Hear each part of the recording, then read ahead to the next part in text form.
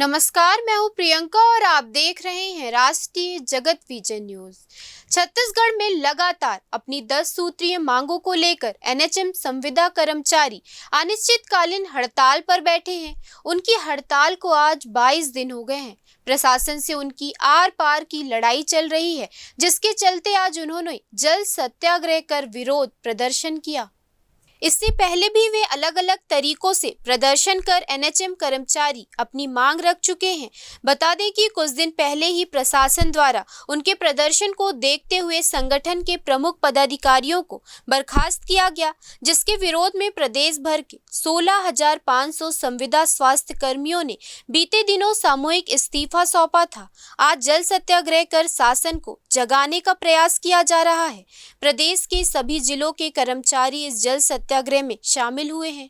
संविदा स्वास्थ्य कर्मियों ने कहा कि अगर हमारी मांगे पूरी नहीं की गई तो हम मुख्यमंत्री के घर का घेराव करेंगे, साथ ही तमाम मंत्री और विधायक के घरों का भी घेराव करने से नहीं चूकेंगे।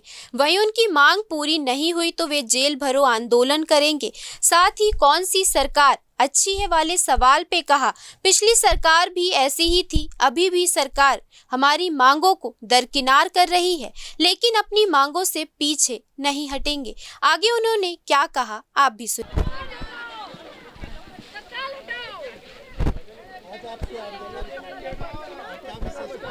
आंदोलन में ये भी विषय था कि हमने लगातार सरकार को 22 दिन से हम सरकार को जगाने का प्रयास कर रहे हैं। हमारी जो मांगे थी 10 सूत्री मांग, उसको हम लोगों ने रखा था, परंतु आज दिनांक तक सरकार के द्वारा उसमें कोई सकारात्मक पहल नहीं की गई। इसमें विवश में आकर हमको ये जल सत्याग्रह करना पड़ा। आपको बताना चाहूँगा कि यदि ये जल सत्याग्रह के बाद भी सरकार हमारी मांगों को नहीं पूरा करती है तो हम अगला हमारा रणनीति होगा कि हम अगले विधानसभा का घेराव करेंगे, मुख्यमंत्री निवास का घेराव करेंगे और सरकार को हमारे आगे झुकना ही पड़ेगा। क्योंकि हमने जब विपरीत परिस्थिति थी, जब कोरोना काल समय था, तो हमने पूरा अपनी जान माल की हानि को भी देखते हुए हमने पूरा काम किया था। तो सरकार को हमको नियमित जरूर करना चाहिए, नहीं तो हम अगला कदम हमारा होगा कि हम विधायक विश्राम करके घेराव करेंगे, विधायकों के निवास का घेराव करेंगे और उसके बाद बात नहीं बनती है तो मंत्रियों और मुख्यमंत्री तक का हम घेराव करेंगे।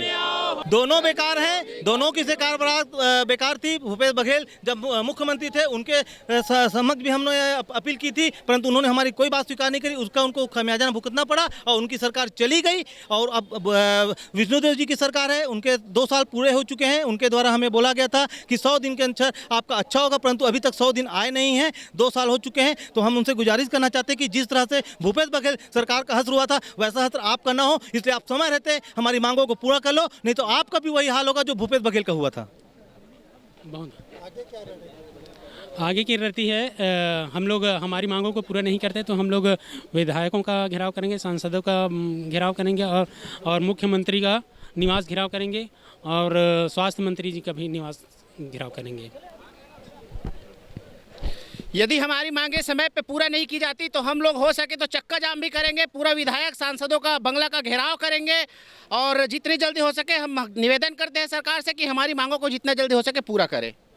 जरूरत पड़े तो जेल भी जा सकते हैं, जरूरत पड़े तो जेल भरो आंदोलन भी जेल भरो आंदोलन करेंगे और जरूरत पड़े तो हम सब जेल भी आने के लिए भी तैयार हैं।